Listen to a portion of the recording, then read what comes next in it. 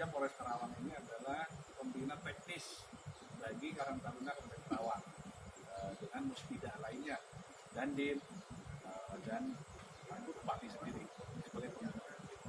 Kemudian kedatangan kita ke Polres hari ini adalah untuk melaporkan dugaan penganiayaan dan penculikan serta penyekapan kepada pengurus Karang Taruna Desa Tamlang, Kecamatan Purwasari, Kabupaten Karawang.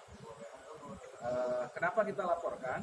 Karena menurut keterangan dari pengurus Karang Taruna yang hari ini menjadi korban, tidak lain karena dia memposting ajakan untuk musyawarah, untuk audiensi, untuk diskusi program kerja dengan salah satu zona bisnis yaitu di PT Densus.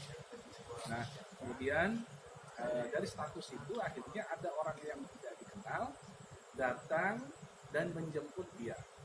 Kemudian dia dimasukkan ke dalam kendaraan roda 4, kemudian bajunya dibuka, kemudian ditutupkan ke matanya, kemudian dilakban. Kemudian nggak tahu di mana, di sebuah tempat, kemudian dia dilakukan mengalami penyiksaan.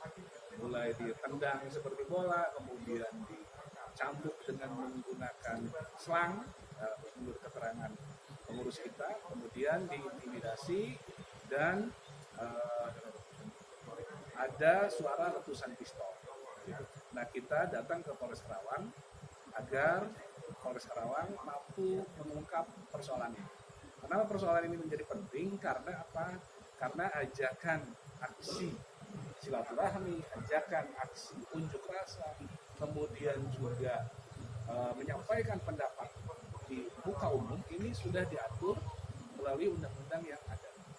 Artinya apa? Ketika hak seseorang untuk menyampaikan pendapat, untuk melakukan musyawarah, kemudian ke perusahaan, misinya apa sih datang ke perusahaan? Karena misi Karang Taruna adalah sebagai organisasi yang salah satunya adalah mengatasi persoalan sosial. Persoalan sosial di Kabupaten Karawang dalam hal ini adalah tingginya angka pengangguran terbuka. Nah, khusus untuk di Desa Tamelang, kebetulan industrinya itu ada di seputar Desa Tamelang, maka teman-teman Karang Taruna Desa, ini ketuanya desanya, ini ketua kecamatannya, berinisiatif untuk melakukan diskusi sharing program dengan kawasan bisnis tersebut. Artinya apa? Hari ini bulan Juni, SMA, SMK maupun kuliah itu keluar sekolah, keluar dari kuliahnya. Mereka pasti mencari pekerjaan. Nah, teman-teman Karang Taruna sebagai lembaga sosial, karena Karang Taruna itu sebagai lembaga sosial yang harus menangani persoalan sosial, maka teman-teman berinisiatif untuk melakukan diskusi program kerja agar masyarakat yang pemudanya yang nganggur bisa diterima di perusahaan itu. Tapi karena sesuatu hal, status itu kemudian dia mengalami penyekapan, penculikan, dan penyiksaan. Nah, ini kita berharap kepada Pak Kapolres dan jajaran, saya yakin Pak Kapolres dan jajaran sebagai polisi profesional pasti mampu mengungkap dan menegakkan hukum dalam persoalan. Karena apa? Karena ketika persoalan seseorang ingin menyampaikan pendapat ini dihakimi, kemudian diintimidasi, bahkan dilakukan penyekapan, penculikan, tentu ini akan mengganggu iklim demokrasi yang ada di Indonesia hari ini. Maka kita berharap Bapak Kapolres beserta jajaran akan mampu mengungkap persoalan ini. Nah, saya sebagai Ketua Umum Karang Taruna Karawang juga sudah menyerahkan persoalan ini untuk dilakukan pendampingan maupun pendampingan hukum oleh teman-teman tim hukum Karang Taruna Karawang. Ini ada Pak Yaya, Pak Yatariana SH, dan teman-teman yang lainnya tentu saja bisa menambahkan persoalan ini. Baik. Hari ini kita sedang konsen dalam rangka penegakan hukum dalam konstruksi hukum pidana karena kita melihat ada beberapa pasal yang dilanggar, yaitu pasal 450, pasal 466 dan pasal 462. Yaitu penculikan, penganiayaan, dan juga disertai dengan pengeroyokan. Nah, ini kita konsen karena ancamannya ini adalah 12 tahun. Ini bukan main-main, sehingga kita penegakan hukum harus benar-benar nyata di Kabupaten Karawang supaya semua merasa nyaman dan wibawa hukum menjadi terangkat di Kabupaten Karawang. Tidak ada kompromi bagi para pelaku penculikan dan pembungkaman terhadap demokrasi. Itu saja yang bisa disampaikan secara simpel, karena komitmen kita tegas dan lugas.